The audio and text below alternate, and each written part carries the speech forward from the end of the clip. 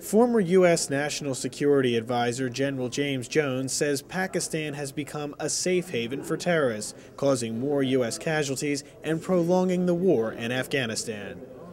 The undeniable fact is that since their deeply flawed decision to not put their army along the border with Afghanistan, in 2006, thinking that the tribes would, in exchange for the army not being present, would patrol the border and prevent illegal crossings. Pakistan has become a selective safe haven for terrorists and terrorist leaders.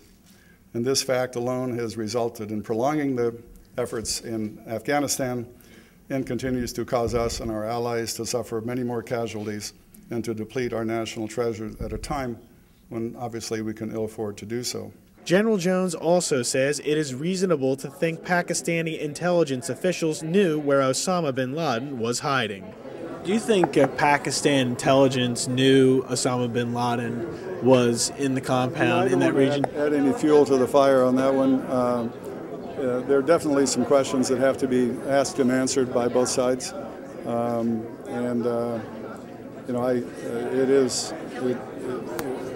It is reasonable to think that there's a possibility, at least at some level, there was knowledge. But I think we should sort out the intelligence, do the investigation of all of the materials that we have, and then sit down and have some very honest discussions with our Pakistani friends and see where it goes.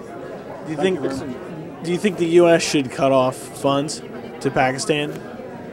Foreign aid? You know, there are going to be some calls for that because, you know, it's a feel-good thing. Sometimes it's a knee-jerk reaction. I think we should take a longer view in terms of the strategic importance of the region. But I do think it's fair to expect that as we have these discussions, that Pakistan needs to make a decision as to what path it's going to take. You can't play both ends against the middle, and you have to, for what is on the table for them, for their future, economically and otherwise.